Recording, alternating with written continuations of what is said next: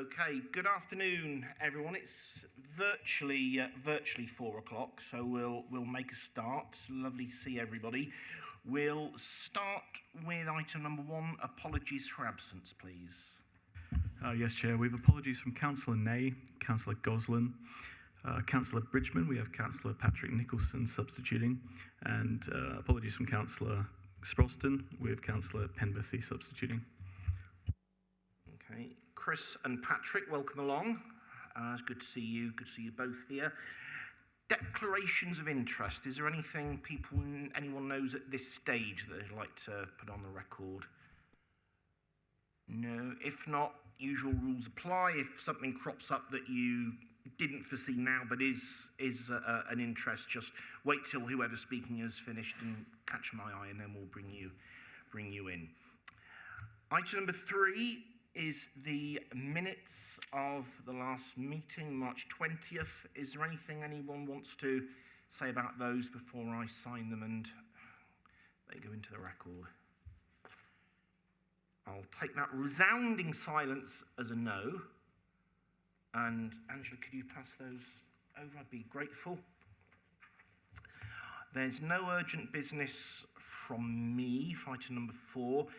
I don't think we have any questions from the public. Is that right? No, Chair. Okay, thank you very much. Takes on to item number 6, the actual planning applications for today. And 6.1 is first, and we're at 25 Whiteford Road. And Ethan, as I understand it, this is here solely because the applicant is an employee. Is that right?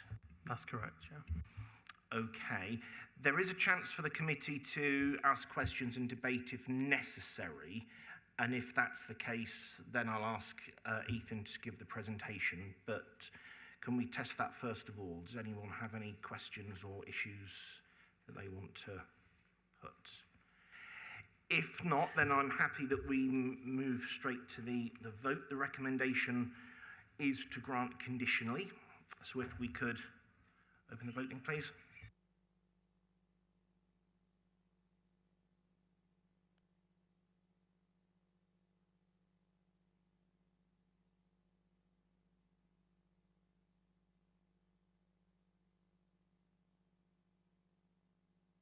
I will declare that carried. Thank you very, very much.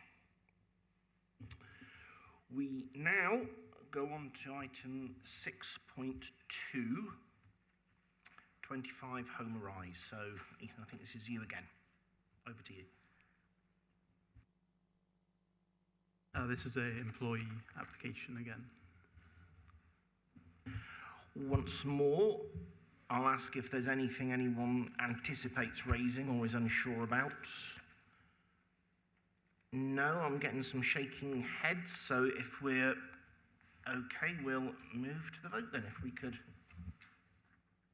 do that one.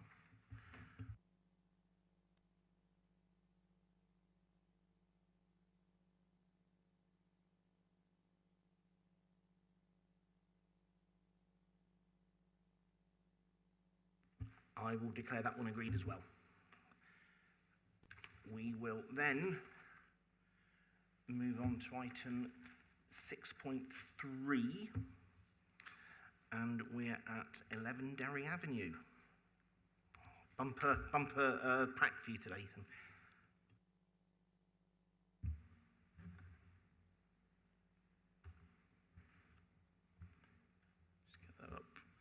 Firstly, I would like to bring to your attention to the addendum report, which highlights one additional public comment that was received on April 16th, after the submission of the officer report on April 14th. This public comment was in support of the application, stating how the development is in accordance with policy as an established existing HMO under use class C4. This application has been referred to Planning Committee by Councillor Steve Ricketts, due to concerns of overdevelopment in a busy area within the Article 4 direction. The application site is 11 Derry Avenue, a mid-terrace property in the Drake Ward, which is approximately a 6-minute walk from the Plymouth railway station. The proposed development is a single-storey rear extension to an existing HMO to create an additional bedroom, changing the property from a 5-bed to a 6-bed HMO. As such, there is no change of use following this development to the property, as the HMO will remain under use class C4. We had no objections from our consultees, which were South West Water, Community Connections, Public Protection, Low Carbon Team, Lead Local Flood Authority, and the Local Highways Authority. There will be a loss of one off-street parking space following this extension, which could also have been utilised as general outdoor amenity space, depending on the residents' preferences. This loss of amenity space approximates to 18.87 square metres, with the retained amenity space approximating at 16.94 square metres. This lost amenity space is not considered high quality. On the screen now is the current rear view of the property, with the proposed extension intending to extend to the rear wall. Additionally, outdoor amenity spaces nearby to the site include Hounderscombe Park, which is approximately a 4-minute walk, and Drake's Place and Reservoir, which is approximately a 6-minute walk. Other amenity spaces nearby can be seen on the screen now, with an approximate walking time highlighted for each space.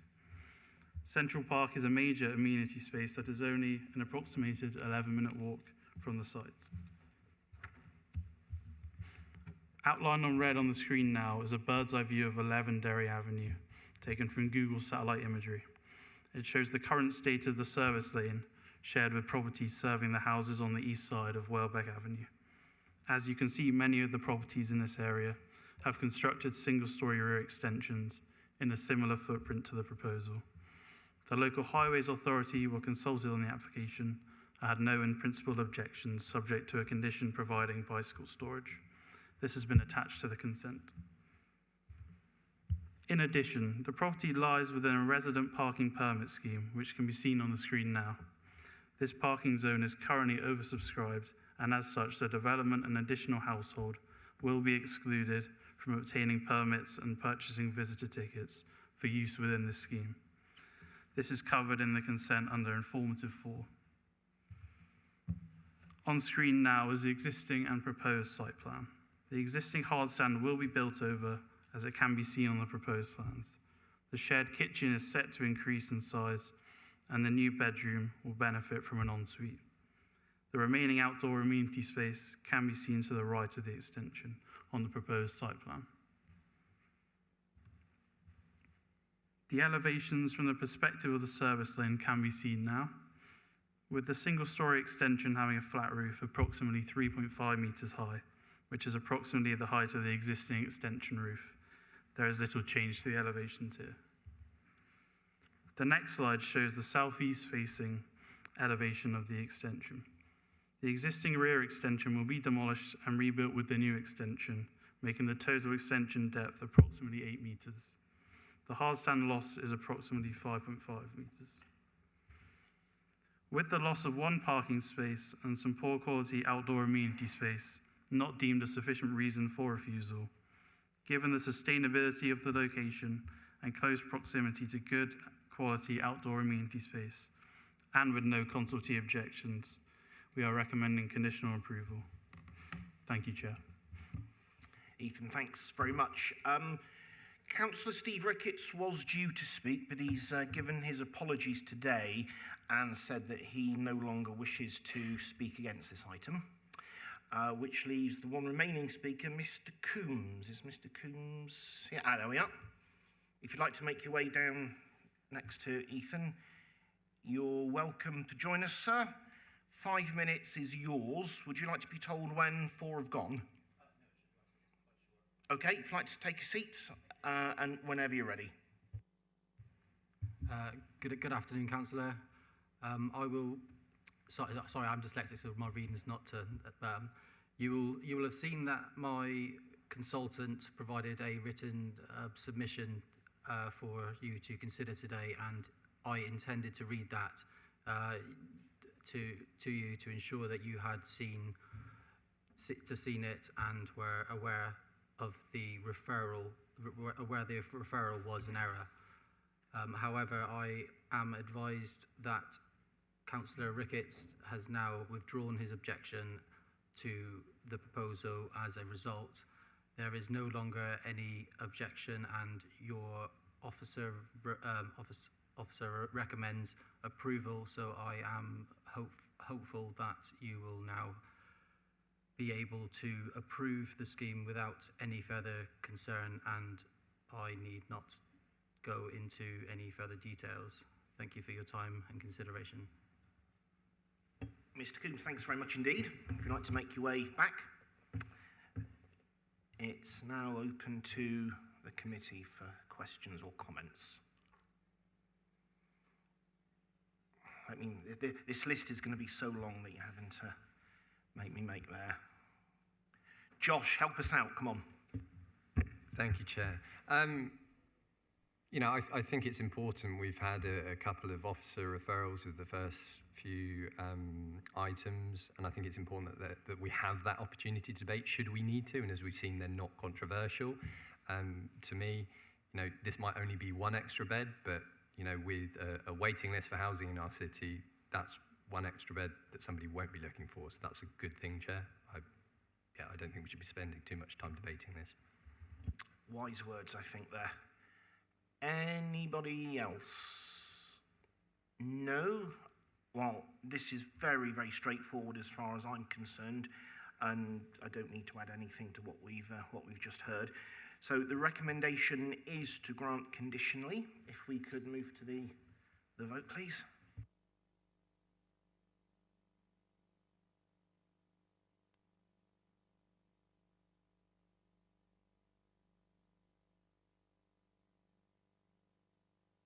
I'm happy to declare that one passed as well, so thanks very much. Thanks, Ethan, and we'll move on to item 6.4, which is at page 27.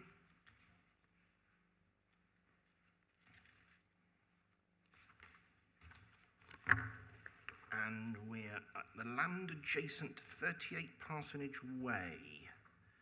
So, Sam, compose yourself, get ready, and in your own time.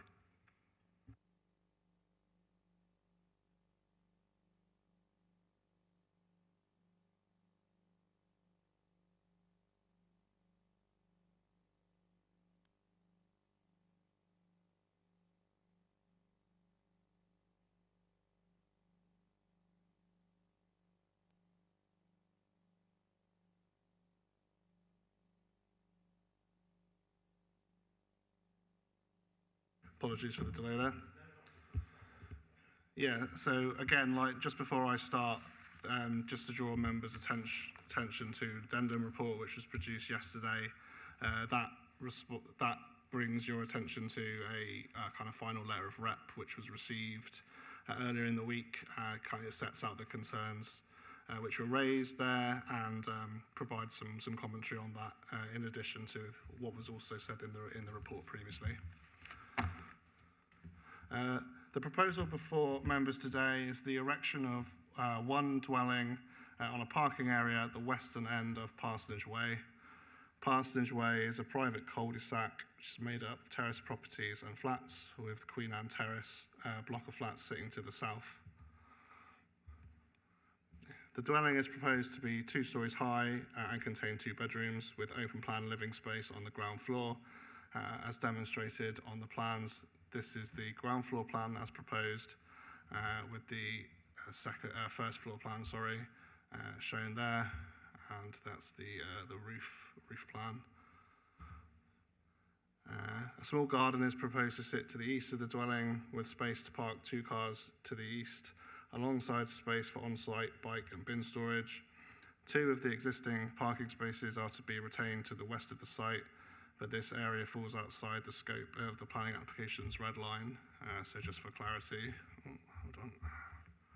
That's the area in blue there to the left of the proposed dwelling. That's where parking is proposed to be retained. The elevation plans shown on screen give a sense of the scale of the proposal in the context of the other properties on Parsonage Way, as well as the multi-storey car park to the north. It should be noted that the plans which members are considering today are amended plans which were submitted partway through the application process to reduce the size of the proposed dwelling. That's the east elevation proposed, and that's the proposed north elevation.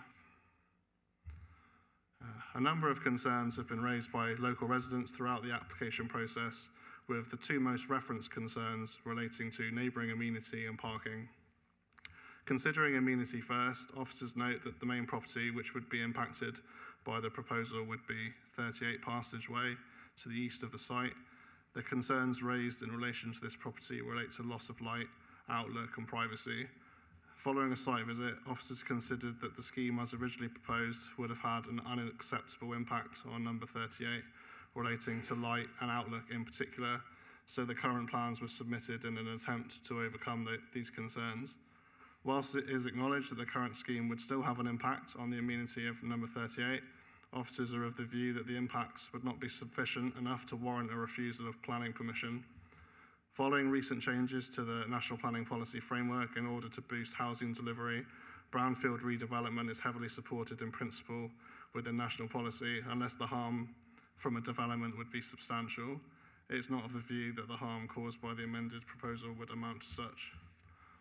It is acknowledged that the proposal would not strictly accord with SPD guidance in terms of separation distances between walls and windows, but the main bulk of the proposal would sit 12 metres from number 38's windows. The ground floor element would be closer at just under 9 metres, but the officers consider that it is the taller main bulk of the property which would have the most impact, rather than the ground floor element specifically, and this main bulk and the main bulk accords with the SPD in terms of separation distances. Looking at the 25-degree guideline too, when measuring from number 38's ground floor windows using BRE guidance as shown on the screen, the proposal is shown to marginally breach this line. Given the minor nature of this breach, officers do not consider that reducing the height further would make a significant enough difference in terms of impact.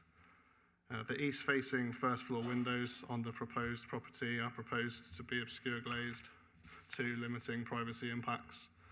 As such, the impacts on number 38 are not considered to be significant enough to warrant a refusal of planning permission. For members' information, the original height proposed is now on screen, which would have led to a more significant breach of the 25-degree guideline, as the property would have essentially been 3 stories, so the 12-metre setback should have been increased as per the SPD guidance. Amenity concerns have also been raised in relation to some of the flats to the south, particularly in relation to privacy. It is acknowledged that the scheme does not accord with the SPD in terms of distances between windows, but this is typical of more densely developed areas. The angles between the windows would limit significant views between the two in officers' view, and with 2 sets of windows not being square on, and the overall relationship between the windows is considered to be similar of that to the flats and other Parsonage Way properties despite the reduced distance, as well as other nearby older streets. The second most referenced concern relates to parking. The site was created as a parking area relating to the development of the flats to the south. A condition covers the site to maintain the parking area, but no end user is conditioned. So as the site is privately owned, only the applicant is able to park on the site. It is understood that under previous ownerships, residents and visitors to the flats were able to use the site, but this ceased when the land was sold. Due to the wording of the condition, there is no mechanism which would open up the site for a wider use. As such, the site is essentially a private driveway and is underused in terms of its parking capacity, with 2 parking spaces being retained. The development of the site is not considered to significantly change the way the site is used in terms of parking, and an additional 2 spaces are proposed for the property, so the proposal in and of itself would meet SPD parking standards. As such, the reduction in the size of the parking area is not considered to be significantly harmful, and is not considered to be a reason to refuse planning permission. Other concerns flagged include design-related concerns, with some letters stating that the design of the dwelling would not accord with the local pattern of development. Officers consider that the overall scale of the proposal will be similar to other local examples, and the detached character allows for something of a point of difference, particularly as views over the site are limited. Despite some impacts being identified as discussed, officers are not of the view that these impacts amount to substantial harm. whilst delivering a new dwelling in a sustainable location, making use of previously developed land, which would help to address an identified housing shortage. A number of conditions have been proposed to ensure that the impacts remain limited, including the enforcement of obscure glazing and the removal of the property's permitted development rights. With such in place and for the reasons discussed, officers recommend that the application is granted conditionally. Sam, thank you very much. We have 3 speakers on this item. The first is Councillor Mary Aspinall. Mary, if you'd like to come and join us. You're welcome as always. Would you, five minutes again has been granted. Would you like to be told when 4 have gone? Okay. And whenever you're ready. Good afternoon, and thank you for the opportunity to address the committee. Whilst we've heard the report, I would ask you to consider several matters. The original proposal in 8.6.3 was viewed as having a significant harmful effect or impact on number 38, so the plan was amended. It is noted that the SPD advises that there should be a 12-metre gap. However, you are asked to agree to it being acceptable in the amended plan that the ground floor of this property will be just 8.8 metres away. Officers acknowledged that this scheme as a whole would not therefore strictly comply with the guidance. These breaches, when mitigated, do not remove the harmful impact of the amenities of number 38. 8.6.4, consideration of outlook and light. Officers have assessed that the scheme is in this context the 25-degree guidelines set out in figure 26 of the SPD. Using the BRE, don't ask me what that stands for, standard of the height of the proposal would breach the line by approximately 55 centimetres. As you can read, the line would also extend beyond 1.2 metres into the proposed dwelling. I'm asking you to consider that this is not a minor breach and would be harmful. The first floor window in number 38 faces west, so the property would be having a restricted light, especially during the winter months. In regard of privacy, although there is a recommendation for obscure glass to be used in the bedroom window facing number 38, there is concern about the patio doors not being so. There's the distance between the front of the proposed property to the apartments that are Queen Anne's Quay Phase 1 is 14 metres. It should be recommended as being much higher than that. The lack of privacy means the bedrooms of Queen Anne's Quay Phase 1 are in view to the occupiers of this building. I would also ask that although it is not a planning consideration, that the egress from number 38 remains as the owner believes it to be when they bought that property. There is a gate in the fence, which is an emergency exit, in fact, and certainly the emergency services would need to use that. If you look at it, you'll see on the plan that there is in fact something like a metre square set of slabs. That is, ever since that property was built back in phase 2 of Queen Anne's Quay, that was used as an exit from that back garden. And I would ask that we try and make sure that that is retained rather than at the moment the owner of the new build wants it removed. Other consideration, the lighting. It's not shown on the plans that we have, but there are at least 3 lamps around it, and they're not the adopted ones, they're not highways or anything like that, but they are additional lighting to that area. And I would ask that we have to make sure that that is considered whenever, if a build happens. The report makes reference to the foul water drainage and the inspection pit that is situated within the site. Whilst it is not a planning consideration, it emphasises the need for communication between the applicant and the residents of the main apartment block, because it's their drainage. I'm asking the Planning Committee to refuse this application due to the accumulation of breaches that are in it. In my opinion, they are not minor.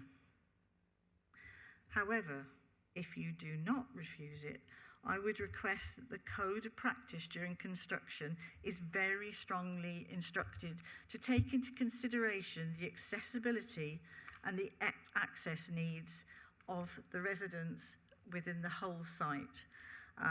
The disruption could be quite considerable, and there is a property at the end of past where this residence is supposed to be that needs access to its Teatsill house, needs access to that. But there are a fair number of people with disabilities within that Queen Anne's Quay Phase 1, age as well as disabilities, that we need to be absolutely sure that they are safe. And the other consideration I think we ought to be well aware of is that the cladding on Queen Anne's Phase 1 needs to be replaced. And so things are going on at once. There's going to be a lot of juggling. Thank you, Chair. Mary, thank you very much indeed. Our second speaker is Linda Maynard. There we are. If you'd like to come and make your way down, you're welcome. Again, 5 minutes will be yours. Would you like to be told when only one is left? Okay, over to you.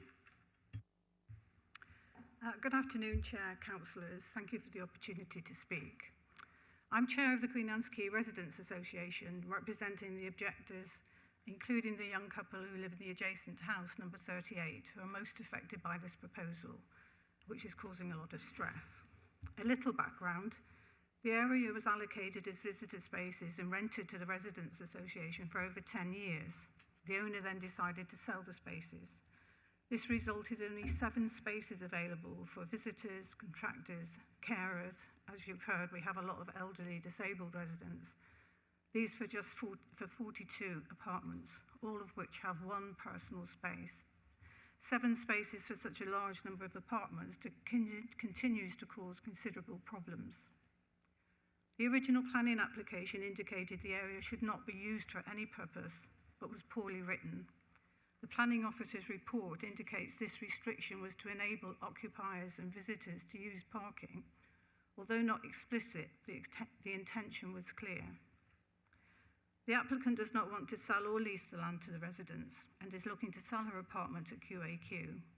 When she moves away, any new owner of the spaces may be willing to make the parking available rather than keeping them chained off and unused. If the spaces are permanently lost with no opportunity to lease them in the future, there will be continued hardship for all those who live in Parsonage Way and no recourse to solve the issues. In terms of the design itself, those who visited QAQ will have seen the curved building line the terraced houses reflect of the main QAQ building, with attenuation at the end of the terrace, alternate coloured render to reduce any massing effect. Having this detached dwelling filling the parking area at the end of the terrace, over 60% of its mass in front of the building line, will completely negate this well thought out design. The design and material are different from the terrace, and it is not set back from the street. We feel the visual impact will be significant and detrimental. We also feel the impact on House 38 will be significant. The ground floor distance at 8.8 metres, the first floor at just less than 12 metres, does not comply with SPD, recognised by the planning officer in his report, quoting the scheme does not strictly comply and would have an impact on light and outlook of 38. The 25-degree guideline is also in breach by over half a metre. I understood that officers should request a more detailed daylight assessment if there is a breach, but I'm not aware that the one has been done. The privacy issue, because of the property is so close to 38, is recognised in the planning officer's report as well, including the condition for obscure glass and non-opening windows. However, 38 will be able to look directly into the new property's living space because there is no reciprocal requirement for obscure glass in number 38. You will have realised that the house will be in shade from Queen Anne's Quay for a great deal of the day because it's north of the big block. making the outdoor space all the more important. The design of the outdoor space is also below standard by 25%, only 75 square metres instead of 100 square metres. There's only 14 metres, as we've heard, between the QAQ bedroom windows and the proposed bedroom. Apart from standard windows, at QAQ we have Juliet balconies with full height glass doors. The addendum report shows these windows and doors. These glass doors are in the bedroom, not in the stairwells. Privacy will be compromised in both QAQ and the proposed property. I can see directly into the living space opposite my apartment, and the distance is 21 metres. The impact on the remaining car parking space to the west is considerable. Once the property is in situ, visibility and sight lines are effectively reduced to zero. Any car reversing or driving out of the space will be well into the road before any oncoming car, pedestrian or child is visible. Again, the addendum report details this together with the turning circle issues of the new spaces. Use of these 4 spaces will be very difficult, particularly at the narrowest point of the site road. Residents are also concerned about the relocation of the many utilities crossing the site. Water supplies to Teetshill House, the fire hydrant, as well as drainage, and this 6-foot deep foul sewer serving Cunans Clee, currently shown under the property's lounge with a large inspection pit. All will need to be relocated into a private roadway. There are too many issues with this proposal, not complying with several planning rules, the impact on neighbours, and seriously safety issues with vehicle movements. I would therefore urge the committee to refuse this application. Thank you. Thank you very much indeed, Ms Maynard. Our final speaker on this item is Mr Drury. Are you here? There we are. If you'd like to make your way down, Mr Drury, you're welcome to be here. 5 minutes again will be yours. Would you like to be told when 4 have gone? Yes, please. Okay, please. The clock will start when you do. Thank you, Chair. Thank you, Councillors. I'm Tom Drury, the architect for the scheme, and speaking in support of it, obviously, for my client. As you've heard, the site is a privately owned piece of land, just like any as we would all own. It's a brownfield site in a really tightly developed part of Plymouth. As I say, Plymouth is a city. It's a thriving urban environment.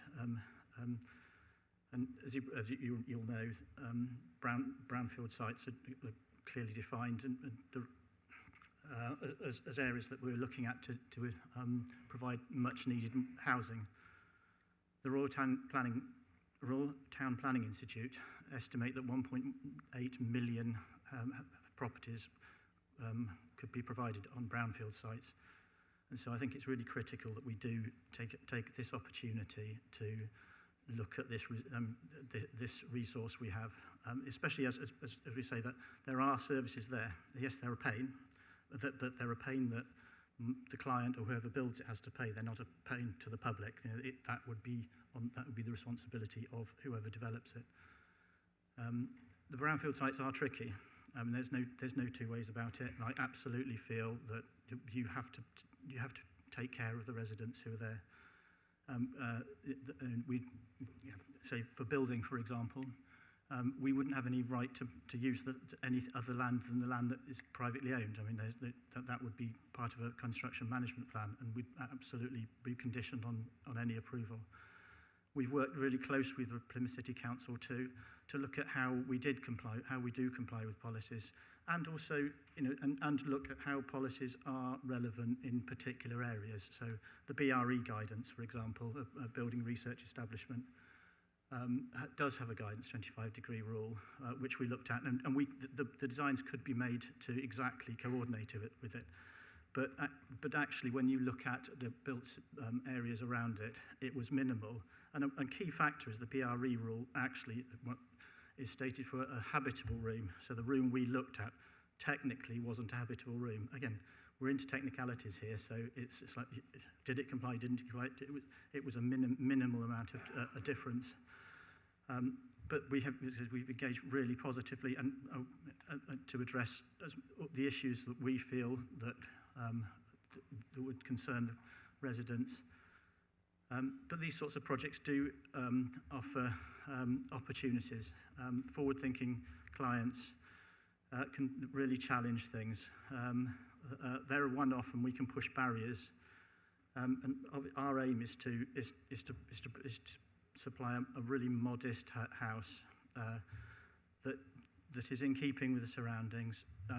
As architects, we predict whoever gets to live there, should it be built, should it be approved, will have no energy bills. So it's calculated by independent sources to have an energy use about 16% of a current modern house. I mean, that's the current one that meets modern building standards. So with the PVs that would also be part of the planning petitions, quite likely, even in this super sustainable location, that it would even cover, recharging an electric vehicle, etc. So, and there are other things that also that you can do with this sort of house in such a superb location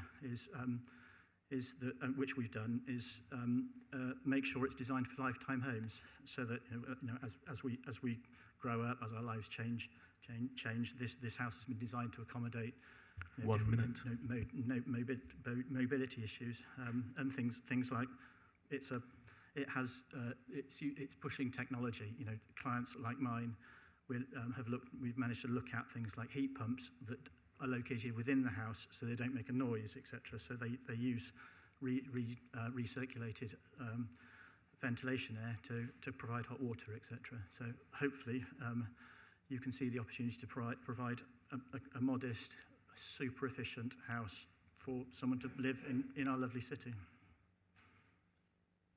Thank you very much. Mr. Drury, thank you very much indeed. If you'd like to make your way back. It's now open to the committee, and Anne was first. Sorry, I lost my button then. Okay, I have a couple of issues with this planning application.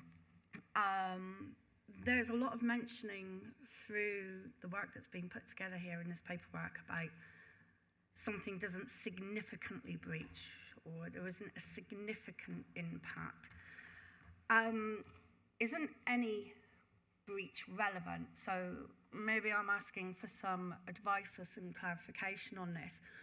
But it's a case of, if we look at approving something that is breaching some rules, we're then setting a precedent for future applications.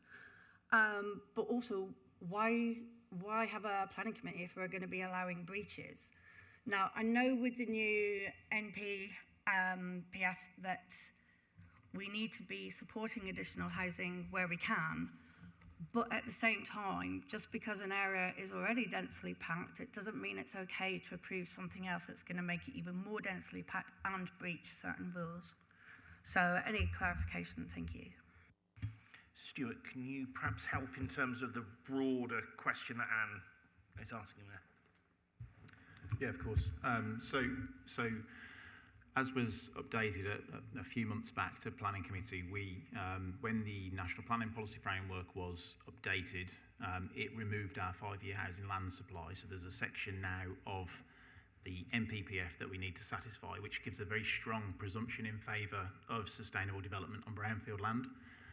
So we need to default to, and I think the case officer has picked it up in the report, there is a particular section of the NPPF that we would need to satisfy in any refusal of a new residential unit or new residential scheme, and that kind of has specific wording in it. So it's paragraph 11D and then point 2, and it talks about any adverse impacts would need to be significantly and demonstrably outweigh the benefits. So where the report is talking about a small breach, or it's kind of calculating what the extent of that breach is, it's in the context of does that breach of guidance kind of weigh it, add up to that significant and demonstrable kind of harm, if you like. So that's what we're trying to weigh up today, and that's what the committee kind of should be focusing on, that there is this very strong presumption in favour of delivering residential on brownfield sites such as this, So therefore, the harm that you are looking at needs to be significant and demonstrable, either individually or in combination. Sorry, follow on if that's okay, Chair. Thank you for that explanation, Stuart. That's appreciated. So just keeping on that focus though, so where the bottom level, the ground floor level of the property, where the distance is only 8.8 metres instead of the recommended minimum 12 metres, that's classed as a satisfactory breach?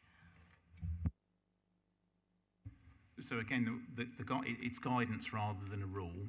So all of the supplementary planning guidance is guidance, because obviously we have to recognise that every site is different, every context is different, and the standards that people would expect to enjoy in one area is likely to be different from another area, particularly where it's obviously a densely developed area. Those standards are going to be different. So the supplementary planning document does allow us to have some discretion in terms of coming to what is an acceptable limit given that particular context.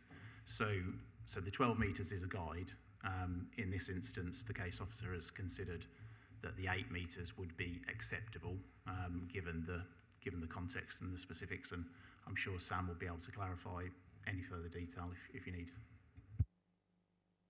No, that's fine. Thank you. Okay, Anne. Thanks. Matt was next. Thanks, Chair. I want to speak in support of the application, really. I've got sympathy with people who are on the road who are maybe unhappy with it, but I think it's a brownfield site in an area that is already pretty well developed. I think it's a pretty sympathetic design, a modest design, and we need more houses. And this brownfield sites like this are the right place to do it, and I will speak in favour of it.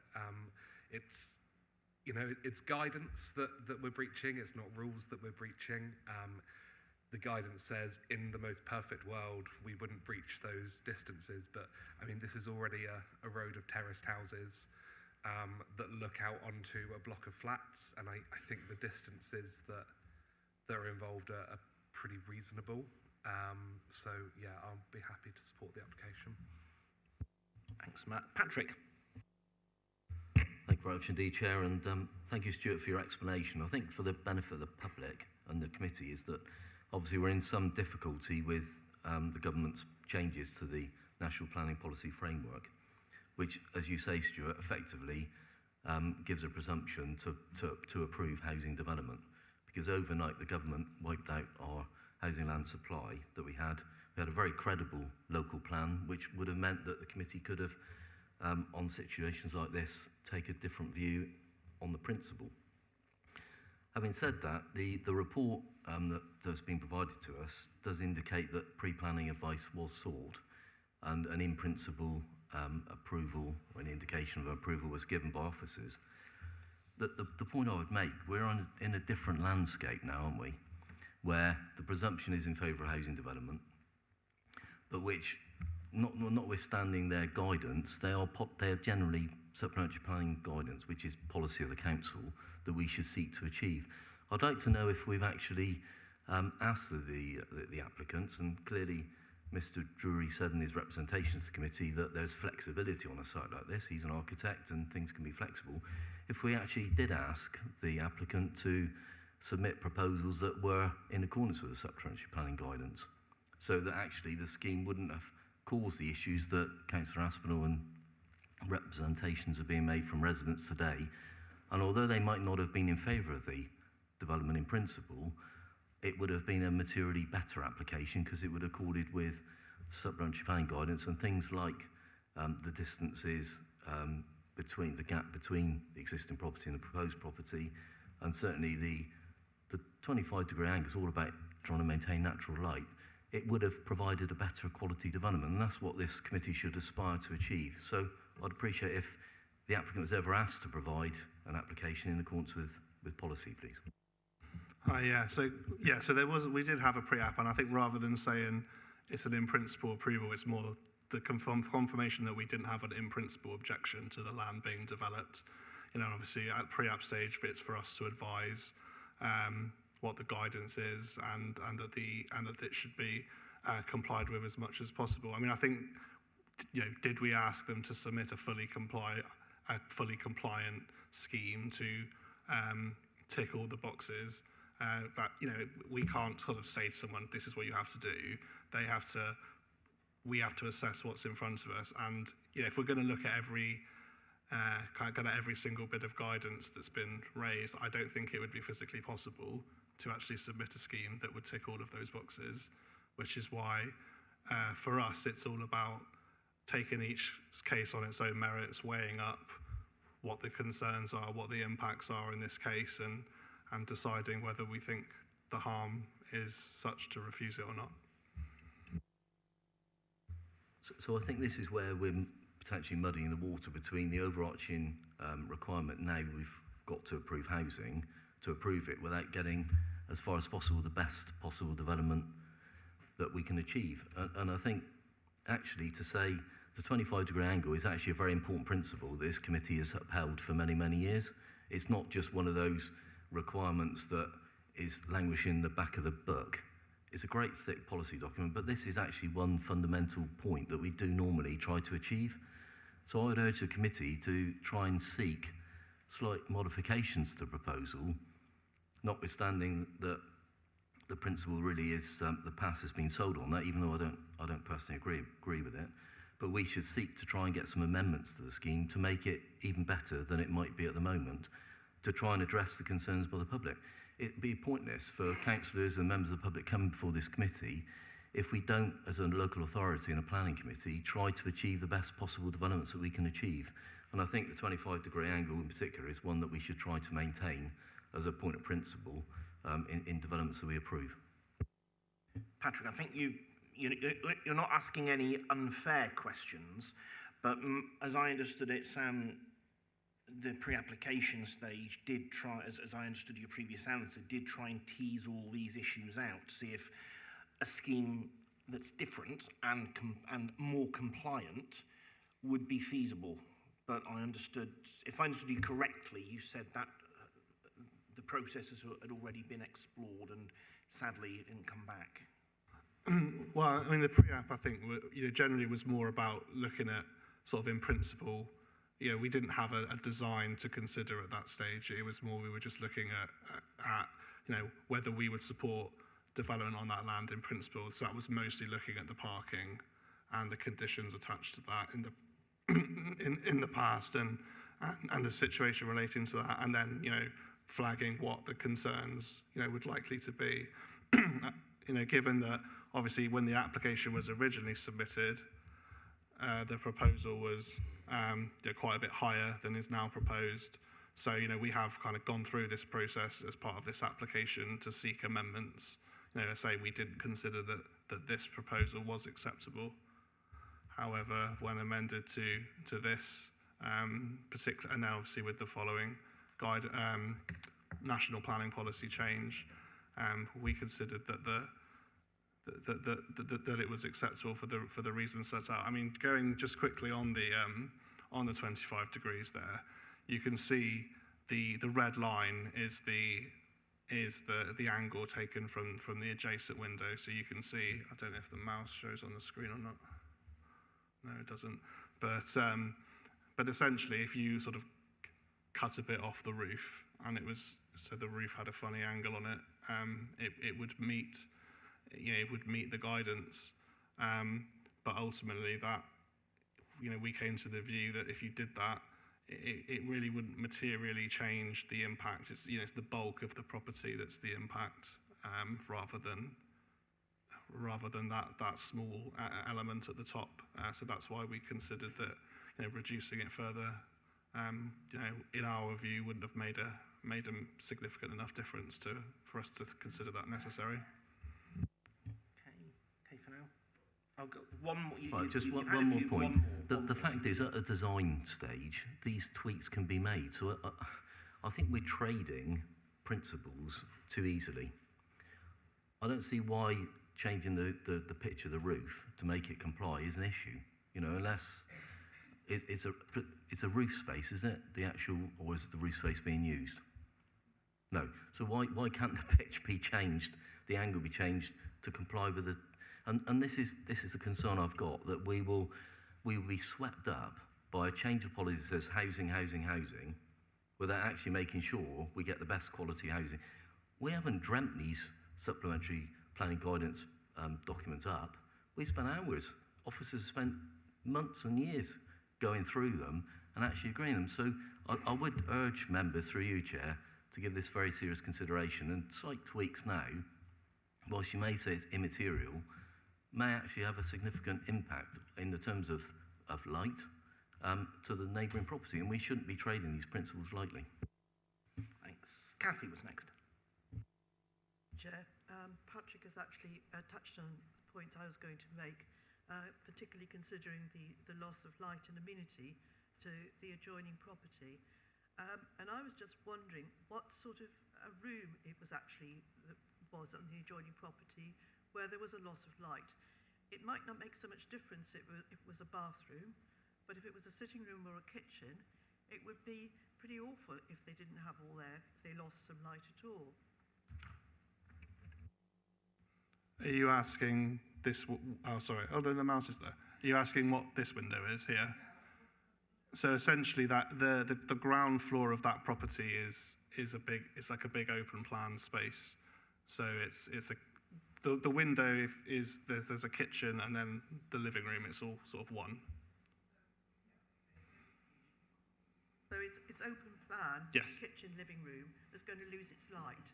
So it's the main living area of the property. Yeah, so I mean, like I say, I mean, we've acknowledged that there's this breach. However, I mean, like I say, they could cut that bit off the roof, but it was not our view that would make a significant enough difference. Ultimately, it's the whole thing that creates that. And I think we're sort of talking about small details that. Personally, I don't think would make a significant change. Like ultimately, if it was brought down, a small amount, it's not our view that the light issue there would still be the same, virtually the same impact. Sam, can I ask how, and maybe this is a question for Stuart as well, how much tweakability is there here? Because we've heard proposed changes that in some councillors' minds might make it more acceptable or less unacceptable, and I'm trying to put words in people's mouths here. But how much could be changed by a simple deferral and going back to the applicant, or how much would be a change that would be so big it would need to be re-advertised or resubmitted and re-advertised as a totally fresh application? I mean, if we're talking about cutting that corner off, I would defer to Stuart and Natalie. But if that's what members were wanting to happen, I imagine, given that it's had this debate, that could be deferred back to whichever level was appropriate.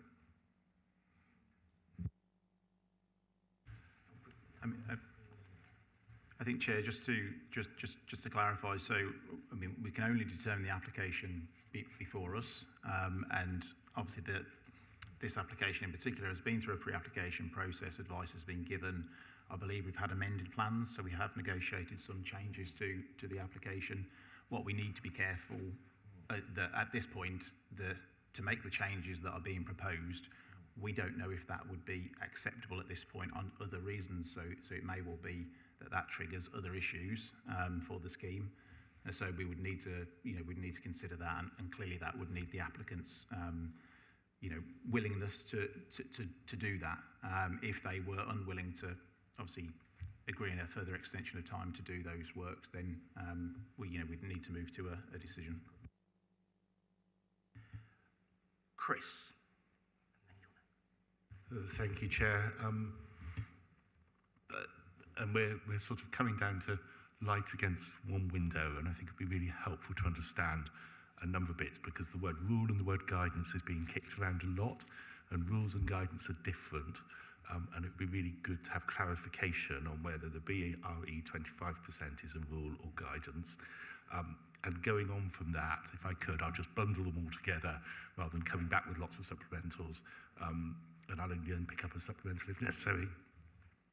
To me, an open plan room sounds like a habitable room, But if the window is by a front door and is basically towards the access, that's a bit different than if it's the main window of the room. So in terms of that open plan room, is this the only window? Are there other windows? Because it was suggested that the 25% guidance was for habitable rooms.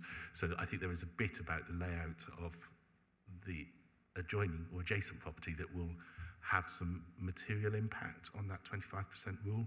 And it would be helpful to understand that a bit if we're considering this. Thanks. Angela. Thank you, Chair. I'd like some clarification because when I went to the site visit yesterday, I saw a very high, dense fence obstructing that lower window. So currently, the people in 38 don't look out onto anything except their own gazebo and a fence. So I'm not sure what we're discussing at the moment. Yeah, no, that's fine. I can sort of take those together. So the first point about rules versus guidance, I mean, everything in the SPD is guidance. There's no, everything is, so things get called the 25-degree rule, the 45-degree rule, but ultimately its status is as guidance, a supplementary guidance as adopted for us to consider, and it's a material consideration. Everything in the SPD, but as we've discussed, there's each case on its own merits. In terms of the number 38, it is. I would describe that window as the main window from that space. There are other windows, but they are to the rear, so looking onto the car park that sits, the multi-story car park that sits behind. So that's why we've given the consideration that we have to it. Relating to Councillor Penrose's point, there is a boundary treatment between the two. I mean, partly I suppose if I just, people have spoken about the sort of 12-metre setback, and perhaps I'll just kind of catch that in this. Sam, can I just interrupt? I'm a great one for letting people flow, but I'm also a great one for not using jargon. When you say a boundary treatment, sorry, a fence. You're talking about fence. Yeah, thanks. A fence. Apologies. Yeah, so there's a fence. Hold on. Essentially, the red line here. There's a fence that goes here. So this is number 38. Obviously here, this is number 38's garden, and there's a fence there. And that's where the windows that we're talking about are here. One on the ground floor, one on the first floor. So as Councillor Penrose says, there's a fence there. The thing with the 25 degrees though is it's looking at your light coming down. It's not necessarily looking straight across. So if I go back to so even though there's a fence here, your outlook direct this way is onto that fence, but it's the 25 degree is trying to capture. It's more light, but also outlook as well, kind of wider than that. So that's why we're discussing the height of the property. Partly the reason why we have said, in the report that we consider the just where it's 8.8, just under 9 meters distance between here and here, to be acceptable. Is again, so the 12-meter distance is again about sort of outlook and light, and our consideration really is that it's the kind of bulk and it's the height of the property that is what causes an impact. This distance here between this window and this wall meets SPD guidance. That's 12 meters. That's what it's supposed to be in an ideal world. It's obviously at ground floor level. It's not.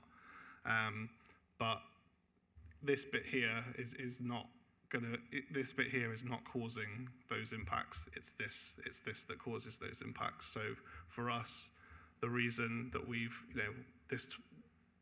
this measurement was the key one in one sense, rather than the one at the bottom. And part of that mitigation also is, as Councillor Penrose points out, is that there is a fence there which limits that kind of feeling of immediate front on loss of kind of outlook.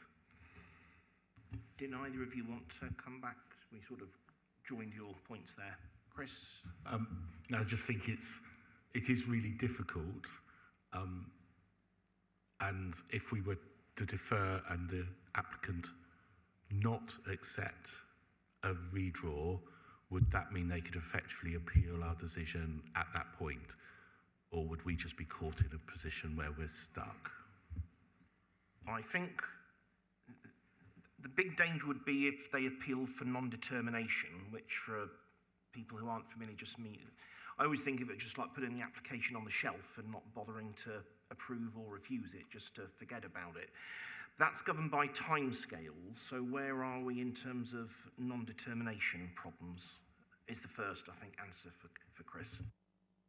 Yeah, so because of the committee, I mean, obviously the original statutory determination date is long past, but we, because of the committee process, we've agreed an extension of time until not a week tomorrow, so the 2nd, is that Friday the 2nd? So currently that's the deadline by which a decision would need to go out, unless that was agreed again by the applicant. Chris, we're still on. I've got other people, please don't worry, but Chris has the floor at the moment, apart from Anne, who's never going to speak. Go on, Chris. So actually, the applicant has the hand as to whether they accept a deferral or not, and if they don't accept it, we don't determine today, effectively we would be in breach of our determination rules, which would open us up to an appeal on that basis. I'm just asking for clarification on that. That's my understanding, but I'm happy to be guided by our lead officers. Yeah, that's effectively correct. So we have a time frame within which we've agreed an extension of time to determine the application.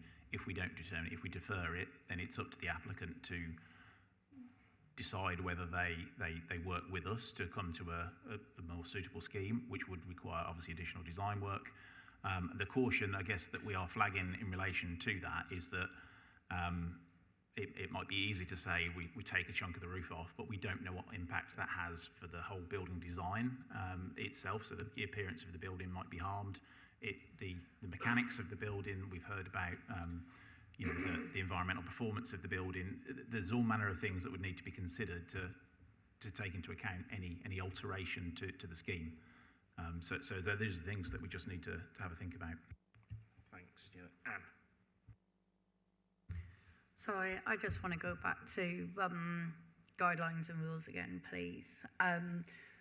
So am I correct in believing that the new MPPF does not actually override our SDP guidelines? Yes, so we can still take account of our policies and we can still take account of the SPD guidelines. So that's all set out in the report. So we assess it as normal. What it means is when we get to the weighting in terms of the decision, the weight now that we have to give to delivering housing, it has to be outweighed by that demonstrable and significant adverse impact. So it can't just be a case of, there's a small breach. We have to get into that territory of meeting the specific criteria in the MPPF. So the guidelines that we have with both the distance and with the 25% regarding the light, in an ideal world, we would be following our own guidelines that we helped to write. So we use that as a guide. As I said before, it will vary on the context. So there are many contexts in the city that those guidelines wouldn't apply, or you'd never be able to achieve them, and the existing development wouldn't achieve those guidelines because it's written as a single standard to apply as a guide for development. But obviously every area is different, and so every development type is different. And so it's not a rule book, because obviously designing by rules tends to end in not particularly good development. So that's where obviously the professionals come into play, the architects, etc. That try and interpret the rules and come to a solution that works. So yeah, we don't refer to them as rules, we refer to them as guidelines. I mean, the committee's choice now is to weigh those up. You know, we know that it doesn't meet all of the guidelines, so it's a case of considering for those that it breaches, how bad is that accumulation of breaches against the positive benefits of a new dwelling in that space. So just carry on, just moving on from this slightly. So if this application was approved in its current format, what conditions, besides what Sam, our planning officer, has already written into the document, what conditions are we able to put in place with regards to access, building, days, hours, times? Because obviously it's a built-up area. It's going to impact on everybody living in that road. So what can we do to make sure there is something in writing, in place, attached to their planning application or their planning approval as a condition, limiting the impact on neighbours? I think that's a very fair question, and I think Mary raised this at the beginning. If it wasn't Mary, forgive me. But what's going through my mind is that were it to be approved, and as you say, given the nature of the access, etc., I would feel a lot more comfortable if the construction code were agreed not just by officers, and I don't say that with any denigration at all, but our usual practice is to have the code agreed in consultation with the 3 ward councillors. So it wouldn't be in place until Councillor Aspinall, Councillor Dan and Councillor Cudahy had agreed it amongst themselves with however the officers line up. So what I will do with your permission, Anne, is, and this no way prejudges the eventual outcome, but I will take that as an amendment in terms of moving that, which I'm happy to second. So again, this doesn't preclude anyone's vote later on, but in terms of the substantive planning application at the moment, are we happy to accept that if it is passed, the code of conduct is agreed in that manner?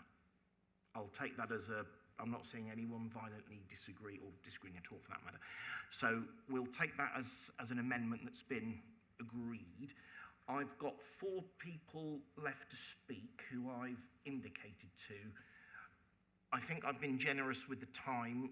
We have given, I think, this one a good, extremely generous in some cases, Councillor Freeman. We've given this one, I think, a fairly good punt around the field. I'm going to call those 4 people, and at that point, I think it's only fair we try and see where we are and reach some form of conclusion. Josh was the first of those. Thanks, Chair. This is a more complicated one than I thought it was going to be when I first looked at the papers. I think the situation, to me, the location, rather, should I say, looking now and looking at the car park in the background, is quite an interesting one. And particularly, you know, we've heard reference to, you know, design codes of old and planning consent of former days to the situation we're in now. But I guess we are where we are. You know, we have well, as I personally see it, a very ugly car park in the background. You know, but we've got that. And I think, you know, if this is a considered design, which it appears to be, I think that's positive. Personally, as an individual, I can relate to residents' concerns. You know, my own home is overlooked where planning's been granted on a brownfield site, and yeah, it looks into some of the living spaces, and that isn't ideal. I guess I also look at this space and think it's actually a very enviable location for people to live. And I think, you know, possibly, you know, in days gone by, maybe decisions were made differently, and, you know, I could quite easily see the whole site, all of the surrounding areas being, you know, very high-rise flats or accommodation like that, because again, the views and things like that and the access to amenities is, you know, amazing. I guess being a practical person, I'm kind of picking up on we are where we are and we have to make a decision today. I take on board very much so the points about disability and access. And when we're talking around conditions and looking forward, I wonder around this piece about the access gate that's to be removed, and we've heard from Councillor Aspinall around, you know, the benefits of retaining that. And I wonder if that's a simple condition that could maybe soften the blow to local residents, and if there are any other areas like that that might support local residents, because I feel we need more housing. Yes, I take on board the point that, you know, we need to discuss and debate and make sure that designs and plans are robust. I feel we're having that discussion right now, and I think that's really positive. But, you know, if we are to go forward and approve, you know, what small conditions could be put in place to actually start to mitigate that? We've heard around the timing of the works and things like that. Is there anything we can do around there, particularly given the nature of access for people that are either elderly or disabled? Just on that, Josh, we've just agreed Yep. that They'll be the Code of Conduct, consulted through yeah, that. so it won't be approved Yep. without the agreement of the 3 ward councillors. So that's the hours of operation, the days. All of that. access Okay, points. perfect. Thank you for clarifying. Thank you. That's Okay. fine. I was just, that's, for me, was one of those That's fair, pieces that yeah. feel that we need to make sure that that happens if we are to go forward with it. So, thank you. That's fair enough. In terms of the gates, could you... the obvious question is, can you show us where the gate is? And then if you can pick up the point that Mary Aspinall made, which Josh has just amplified in terms of suitability for attention, etc. Yeah.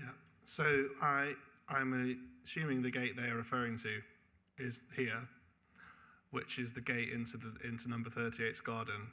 For the benefit of the committee, and I know we should, Natalie will cover her ears, we should never interact with the room, but Mary is nodding at this point. Okay. So just for clarity's sake, I think. Yeah, so I mean the red. This isn't the sort of official site location plan, so this isn't the sort of, you know. But the red line is basically what everything in the red line is relevant to the application. So basically, the application doesn't intrude on that land. I have been made aware as part of the process from Councillor Dan that there is currently, I believe, some kind of a private land dispute between between the landowner and number 38. However, you know, that isn't a material planning consideration for us to consider here, and ultimately the approval would, you know, if it was approved here, would not impact that gate. Just picking up on the point in relation to the land, if that is in fact private land, there wouldn't be a mechanism there to control that in relation to access. It would cause issues of enforceability and reasonableness as well in relation to that, if that is indeed private land. So the little square chunk calls, well, keep your cursor there, don't keep your hands well away from the cursor, Sam.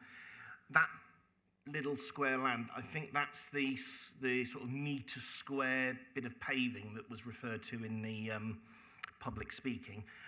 At the moment, that's part of a, for want of a better phrase, an open bit of land.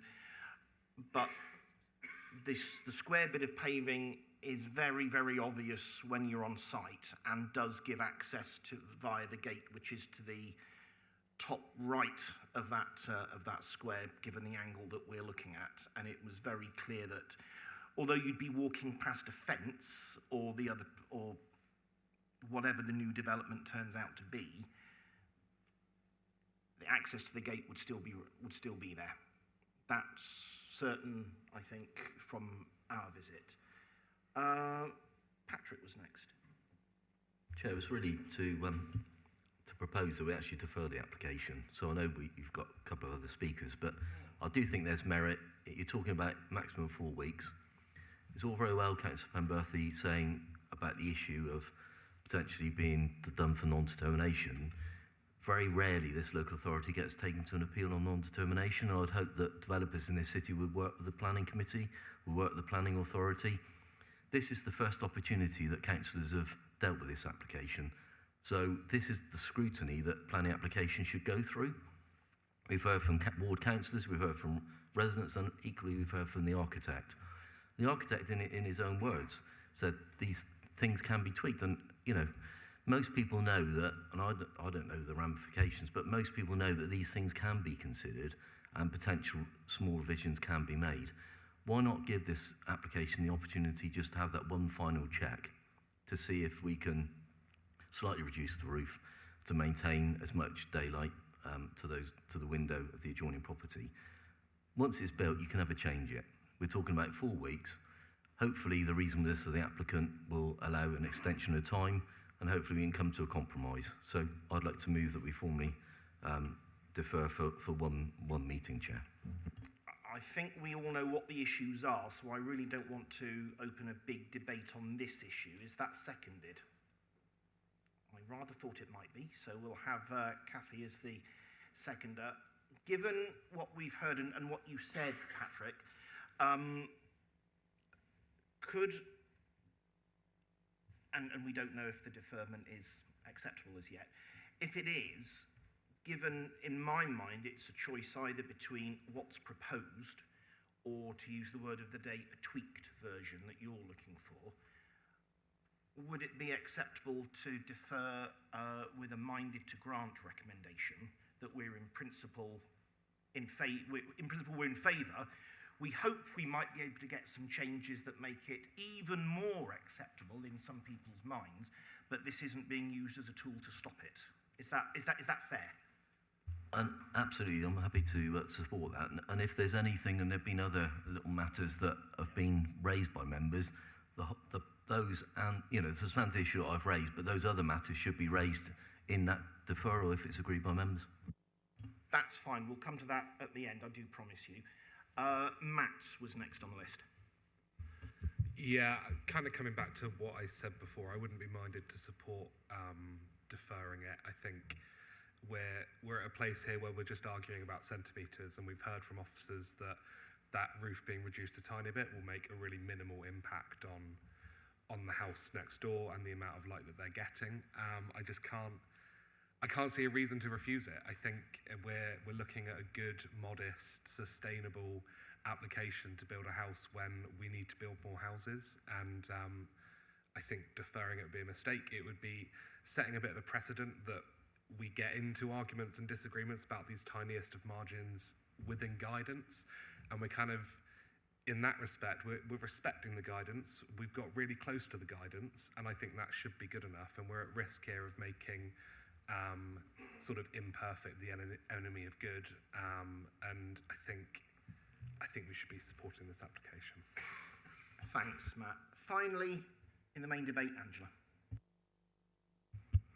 Thank you, Chair.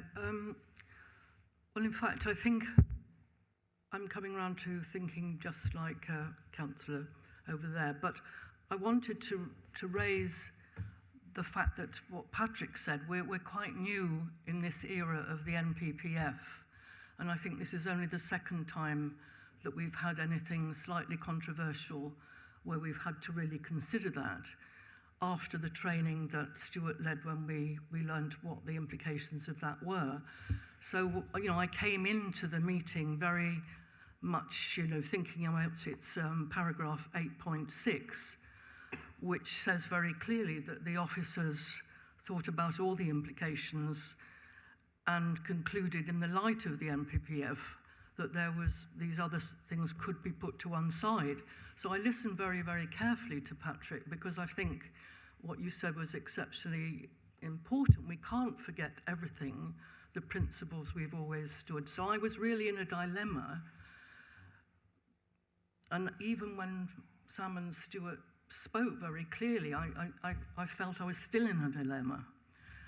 But I think based on the training we've had, based on paragraph 8.6, I think we don't have a choice. We have to go and support the application. So we have a motion that's been seconded to defer, minded to grant.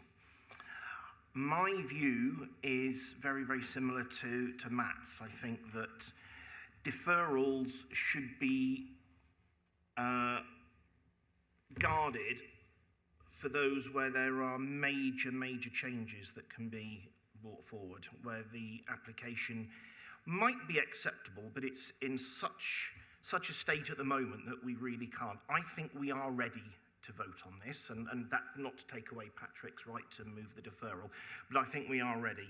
The changes that we are arguing over, in my view, are so small, and I've known many, many occasions in my 1,000 years as a member of this committee where we've taken into account the guidance and voted to approve anyway. So this isn't a golden rule that we have to stick by that means we have to vote against on every single occasion.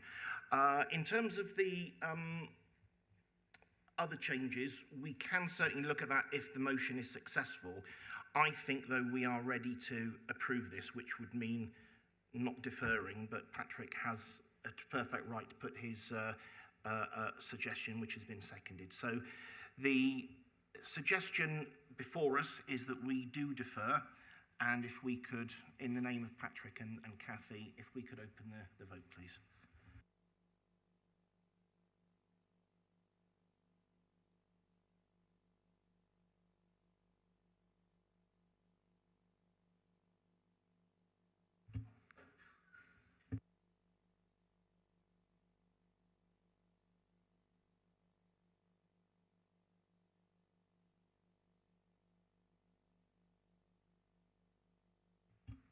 Okay, I'll declare that defeated.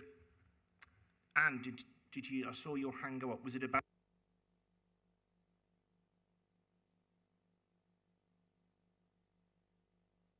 If that's the biggest problem today, so we will then be in a position to decide today, and the recommendation, as we can see on the front, is to grant conditionally.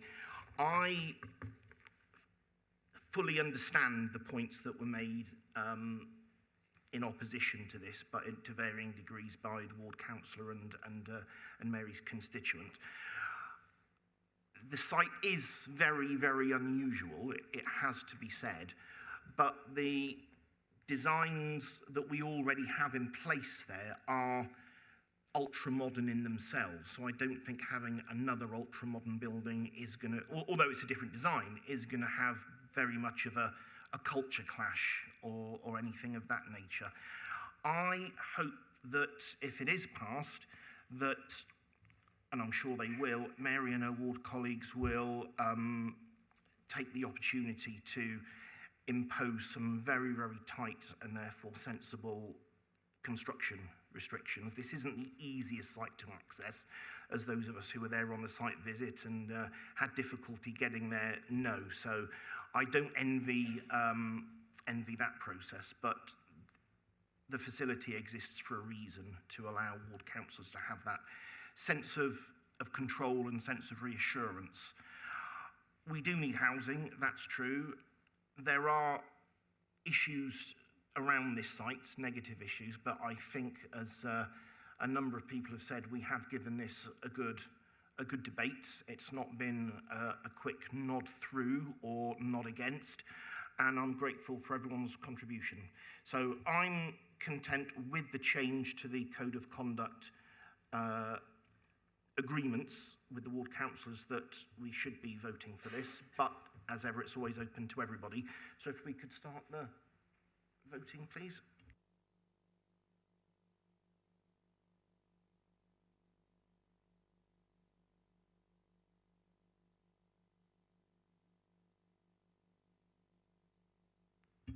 I will declare that agreed. I know we're hopefully not cutting the voting time too short, but Jeremy's not here to hold us to the exact number like he normally does, so we'll take advantage of that. So thank you very much indeed for that debate, which takes us on finally to item 6.5. And we're at page 45 in your pack. Would people appreciate a 2 or 3 minute comfort break? Go and get the drink of your choice. Okay, if we come back at 1:30 on the dot, thank you very much indeed, everybody. So we'll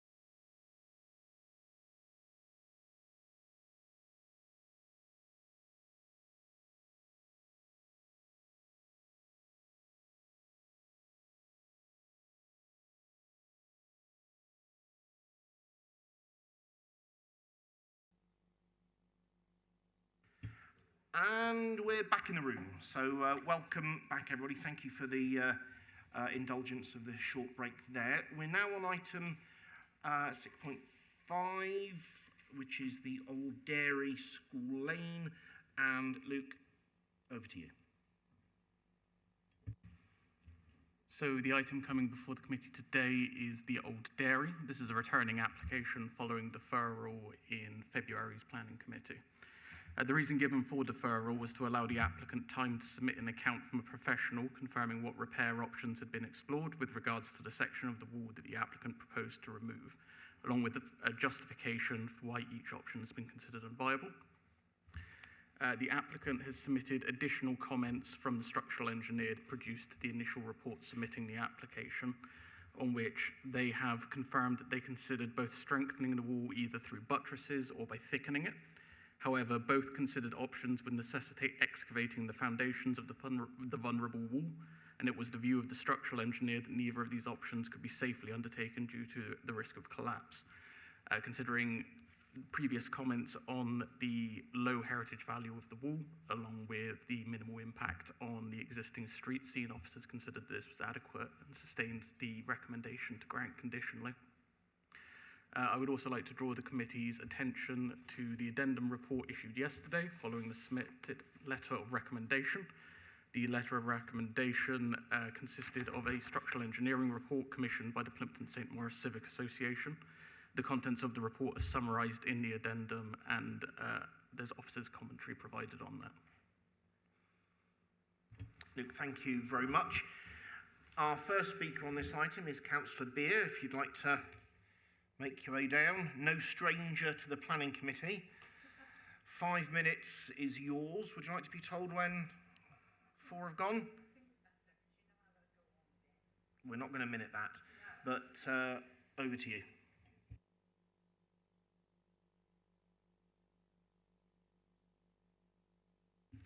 Right, good evening, and thank you for allowing me to speak on this application once again this evening.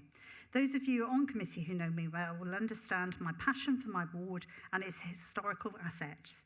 It's my firm belief that such assets like this wall should remain in its original state, but following the engagement of the St. Maurice Civic Association instructing a report by a structural engineer, which I wish to draw your attention to, it is in your report and it is attached as your addendum, and you were all sent an email from me with this report. On my last speech, I quoted from the National Planning Policy Framework of December 2024. I quoted the policy in detail. There's 6 parts of this policy that affect this application. So I'm going to summarise on 3 of those points. Point 210B, in determining applications, local planning authorities should take into account of B, a positive contribution to the conservation and heritage of assets can make to sustainable communities, including their economic viability. Any harm to loss of significance and designated heritage asset from its alterations or destruction or from the development within the setting should require a clear and convincing justification, and that's point 213. Point 215, where the development proposal will lead to less than a substantial harm and significance of the designated heritage, the harm which should be weighed against the public benefits and the proposals, including, where appropriate, securing optimum viability. The harm would be less than substantial when the asset, in the whole conservation area, is looked at in its entirety. Following on from this, I'd like to draw your attention to Policy Dev 21, Development Affecting the historic environment. Development proposals will need to sustain the local character and distinctiveness of the area, and conserving, where appropriate, enhancing the historic environment, both designated and non-designated heritage assets and settings according to the national local significance. The following provisions apply, I do beg your pardon. And I've got listed here 6 provisions that would apply. Great weight will be given to the conservation of the plan area designated heritage assets where the development proposals will lead to any harm to significance of the designated heritage asset. They must be fully justified against the public benefits of the development and whether there are substantial public benefits in cases where there are substantial harm. Whether it has been demonstrated that all reasonable efforts have been made to sustain the existing use, find uses and mitigate the extent of harm to the asset's significance, and if the work is the minimum required to secure the long-term use of the wall. I think that's quite important when considering this application. The development that harms the significance of the local important non-designated heritage assets or contribution to the character of the place will only be permitted where it can be justified on the basis of balance and judgment. Where harm is designated and non-designated heritage assets can be justified, applicants will be required to undertake excavation and recording appropriate the following analysis and publication to professionally acceptable standards. And Chair, I'd just like to add, as a closing part of my speech, you will see from some of the photographs provided by the applicant that the significant groundwork has happened on this site. And I challenge that the disturbance has not assisted the stability of this historical wall and due care has not been exercised. It's not in danger of falling down as suggested, and it's been there for hundreds of years, Chair. And during this time, some work has been done on the wall. It survived many horrendous storms and remained intact. Removal of any part of this old wall would certainly undermine the whole structure, and it's the applicant who is responsible for this and for the protection and ensuring the structure is maintained and safe. If we start allowing historical walls to be removed, we open the floodgates to other works in the conservation area that will destroy our history, and St. Maurice has a bucket full of history dating back to William the Conqueror. Thank you, Chair. Talking of open the floodgates, thank you very much indeed, Councillor Beer. And our final speaker, Linda Else. Is Linda here? Welcome along. I've got two names here. Janet, welcome along. You're very welcome to be here with us. 5 minutes is yours. Two, would you like to be told when only one is left?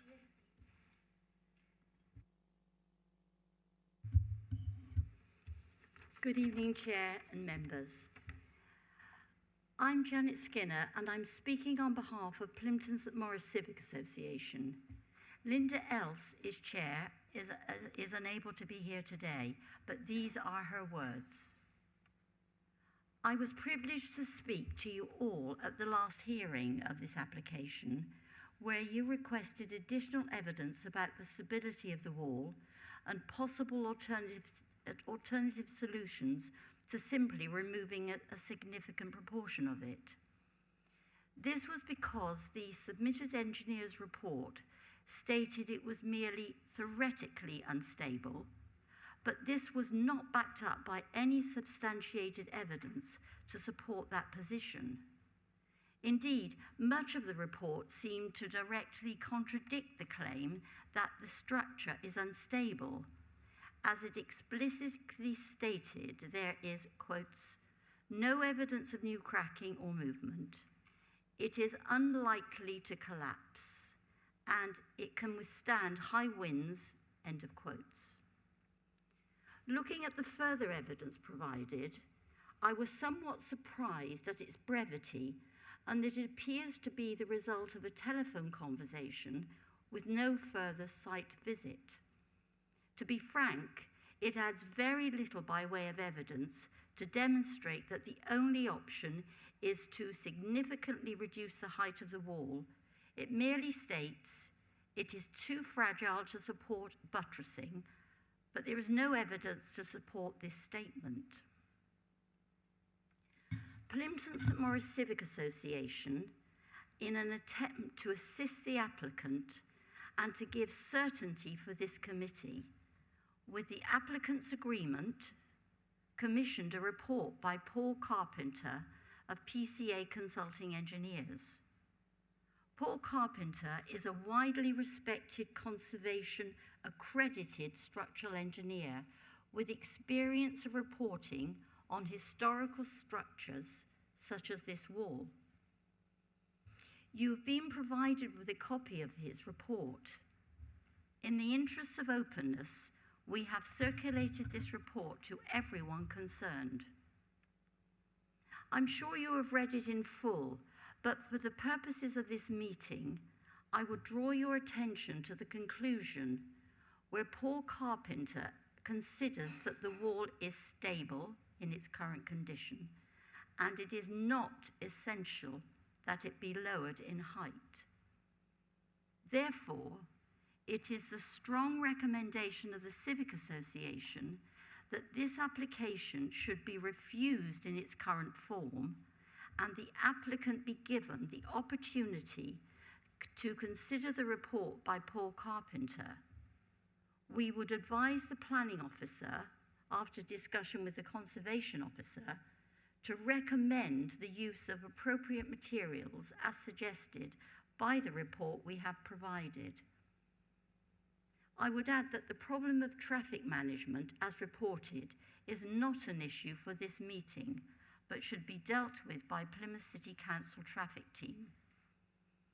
We, as an association, would be happy to work with the applicant to ensure any future applications would be acceptable to us all and within the perimeters of the National Planning Policy Framework and the Conservation Area Management Plan. Thank you. Thank you very much indeed.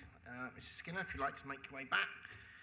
It's now open to the committee, and I saw Anne first. Thank you, Chair. Yeah, I've got in there first again, sorry. Mine is a communication technicality that I am bringing up. I'm not happy that we have had this document sent to us that actually not all members of Planning Committee have received.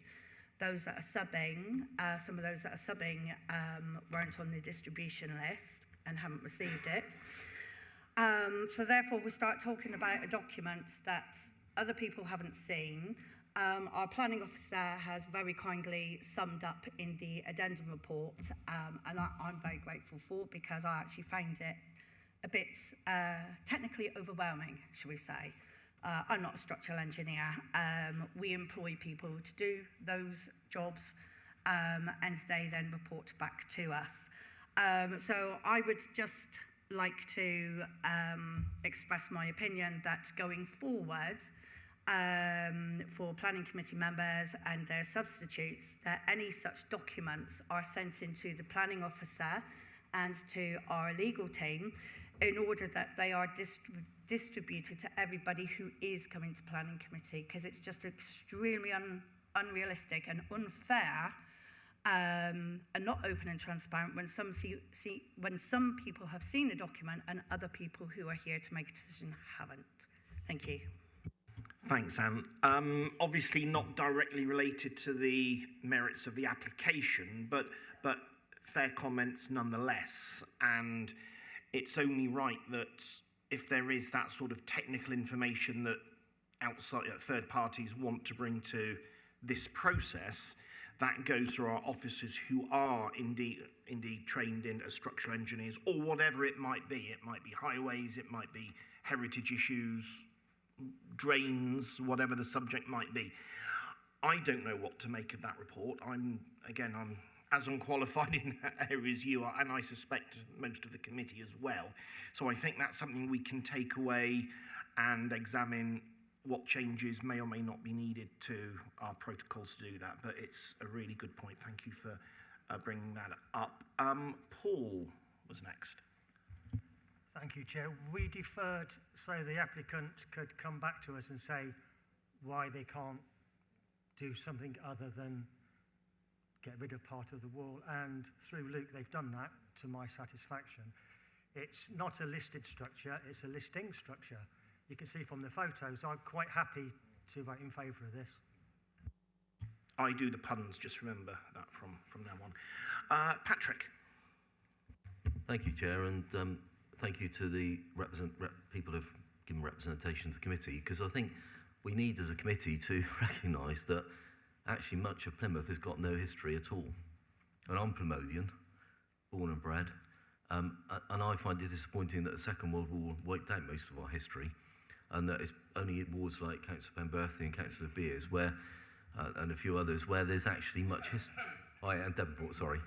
I should know that because I work in Devonport, don't I? So, but, you know, very few of our city wards have heritage. And I think we, you know, the emotion that we've had today at the committee by those that live in the area and represent the area is something to be noted and to be recognised.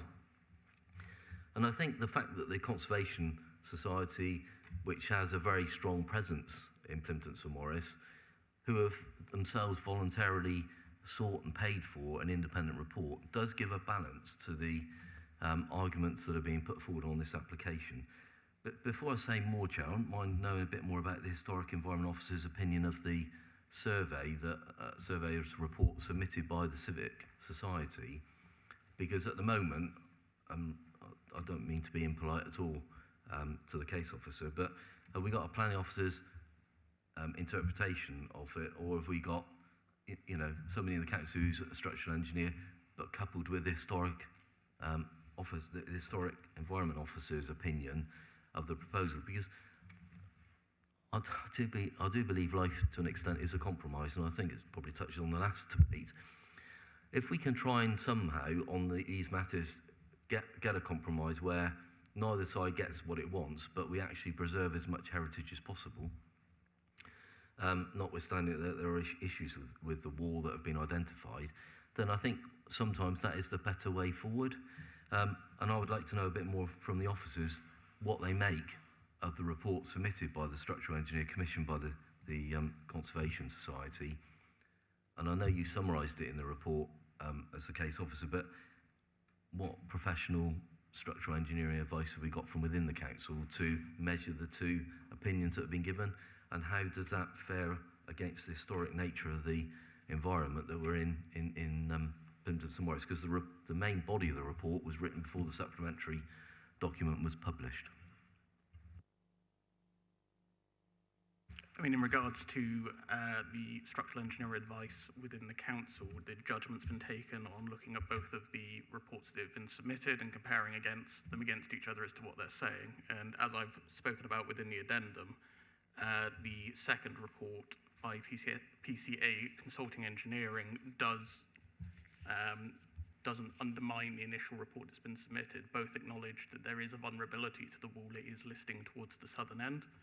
And in the PCA report, they specifically note that the applicant's concerns are, understandable, and they support a compromise position of reducing the wall by 1 metre rather than 1.5. From a planning perspective, we have to look at the material impact of the difference in material impact between lowering it by 1.5 and 1 metre, and considering that the wall isn't identified in the conservation area management plan as providing a positive impact in the conservation area, as well as the actual material impact of the visual amenity of the streetscape. I mean, if you could have a look at the plans I've put up, you'll see that the wall is being retained pretty much in the majority of it is still going to be there, and even at the point of reduction, it is still a wall of considerable height, significantly higher than many of the walls in Plimpton that are also of that historical limestone, so the impact is going to be quite minimal. In regards to the historic environment view, I have invited our historic environment officer here to provide feedback, so I'll pass you across if you'd like to.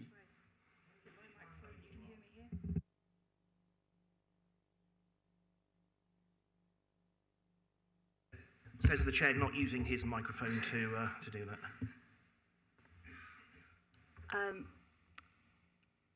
So you'd like to know about the historical significance of the wall, is that what you're asking me, or how I interpret the structural engineer's report? So given the fact, all right, Chair, so given the fact that obviously there's a contrary view, you took a view from the applicant's position that it was acceptable. But now now it's a contrary representation, and actually it could be a metre on, a metre and a half. What's your view? Would that be, from a historical environment perspective, a better solution to dealing with this matter than perhaps the original proposal for which you made comment?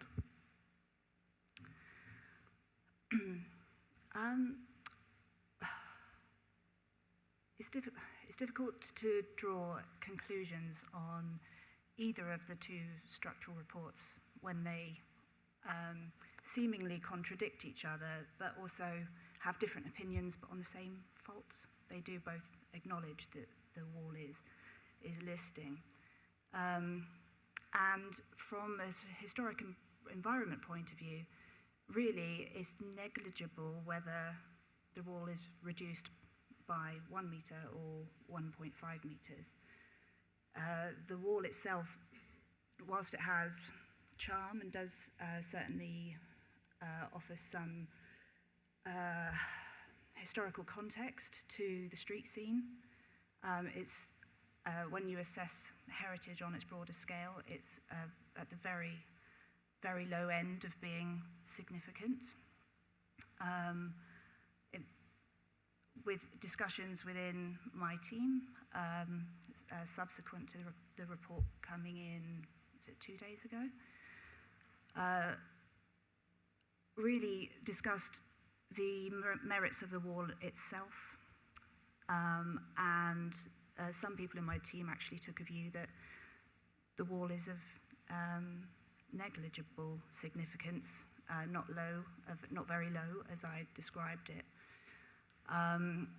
And reducing a wall by 1 metre rather than 1.5 metres on something that is either negligible or at the very lowest end of significance or very lowest end of less than substantial harm, as I ascribed it in my initial consultation, would still lead to not objecting to the application in terms of the historic environment.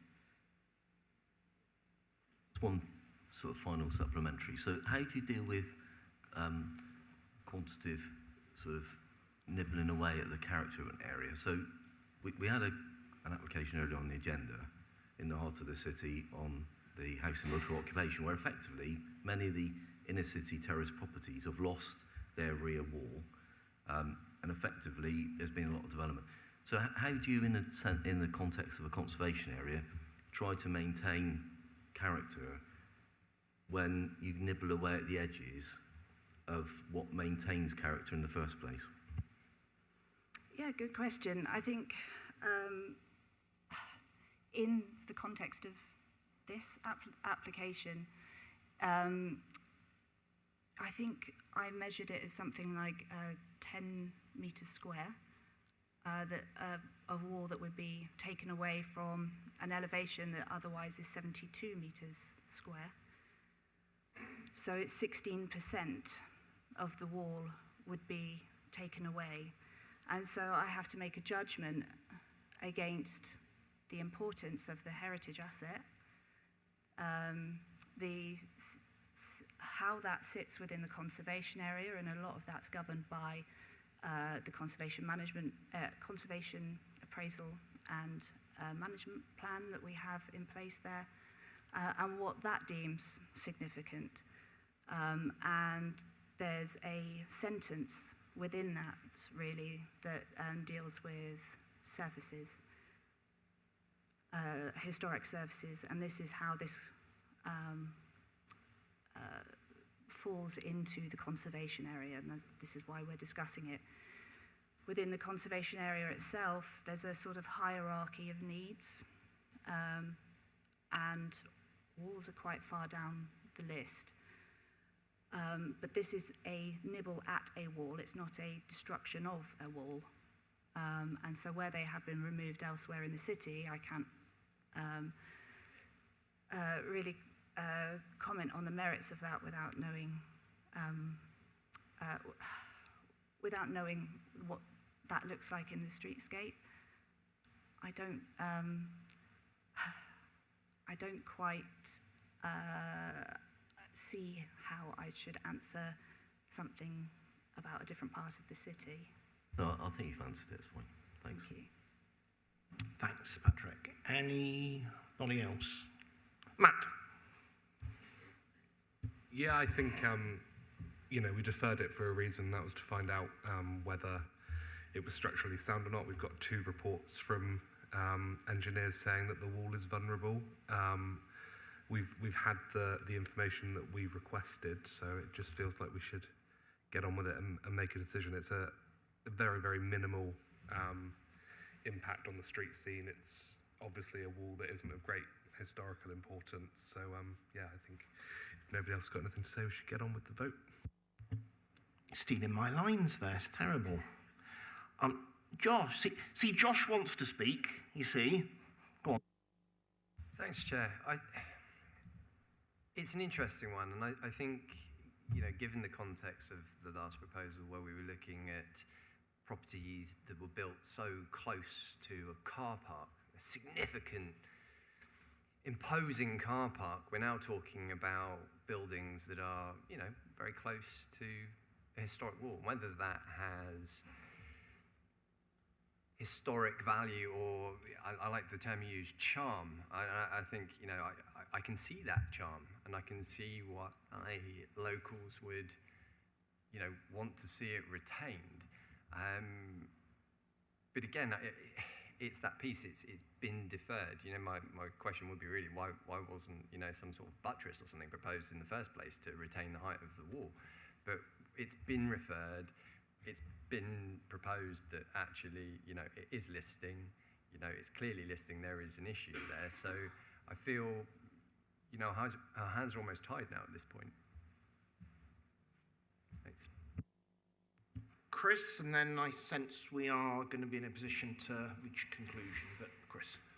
Yes, Chair, as I was referred to earlier by Councillor Nicholson, and as actually over half of the conservation areas in the city are in my ward, and a very substantial number of listed buildings and scheduled monuments, this is not something I'm unfamiliar with, even if a wall of this height hasn't come up as a planning application in recent years. I think one of the things I have learned is a conservation area action plan is not about casting something in aspic. It's about trying to do the best to retain what you can, but ensure that an overall flavour is retained. I would think it's better to take action now to secure a wall than continue to try and patch a wall that in the end isn't patchable and under the weight of that bit that hadn't been removed end up having a bigger impact. So, it's a fine balance thing, but ultimately, not everything that is old can be saved, and where we should be working is to try and maintain as much as we can within a working environment. When I looked at the pictures, it wasn't an old building behind it, it's a new building, and in fact the photograph of the wall shows that actually it is buttressing on a lot of new development, including next door where the walls are much lower. And so I think, looking at that broader perspective, this nibble is probably a nibble that will help the wall last longer. And on that basis, I'd be in favour of supporting this application, given that the structural engineers are arguing about 50 centimetres in height, not the premise of whether it should be lowered or not. Thank you. Thanks, Chris. Having gone on the site visit myself, excuse me, yesterday, it was useful to see the wall in situ and to get its place in that part of Plimpton clear. And Chris has made the point that I was going to far more eloquently, as he always does, that the setting is of a very, very ultra-modern building behind it. I would argue a lot more ultra-modern, that's the new word of the day, than Parsonage Way, which we discussed a while ago. And I think it's very, very clear. I think we're very, very able to approve the application and not get rid of a little bit of the historical context of the neighbourhood. Conservation is not preservation. And to conserve something, you do need to make changes now and again, especially when necessary. Had we got another structural report that flatly contradicted what we heard last time, and said the wall is in absolutely no danger and it doesn't need to have anything removed, my view might be a little bit different, but that's not what we're hearing. And if taking this very, very small bit of the wall away does preserve it for future residents of Plympton, then I think we'll have done them a service. And as Paul said right at the start of the debate, we've got the answer that we were looking for. For me, it's as simple as that. So I can't see any reason not to approve the recommendation, which is to grant conditionally. So if we could open up the vote, I'd be grateful.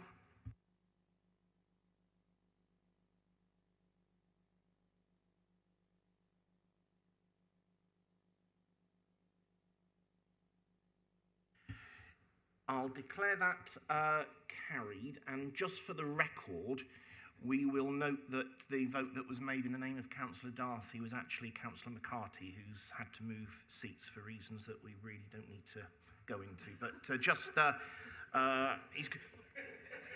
he prefers Patrick to Matt's company, obviously. But thank you for that. That takes us then on to the planning application decisions. And is there anything there this cycle anybody wants to raise? No, we'll note those. The appeal decision, Stuart, is there anything that you need to bring to our attention you feel by exception? No, okay.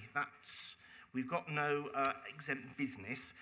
Am I right in thinking this is the last meeting of the civic year? In which case, I'd like to say a very big thank you to all members who've sat, both regular and substitutes. Your contributions and efforts really do go an awful long way to making our planning processes what they are, which is a real example that other people do follow up and down the country. We've got no elections this year, so we're not saying goodbye to anyone, as far as I know. Obviously, Kathy will be occupying this seat for the next 12 months, so we wish you well, and we'll behave ourselves, I promise. Stuart, can you thank all of the officers, both planning and legal, who've helped us so much? We couldn't do, obviously we couldn't do such good work without that input, so if you can make sure that goes back. It only remains for me to say thank you again and see you all hopefully in a few weeks' time.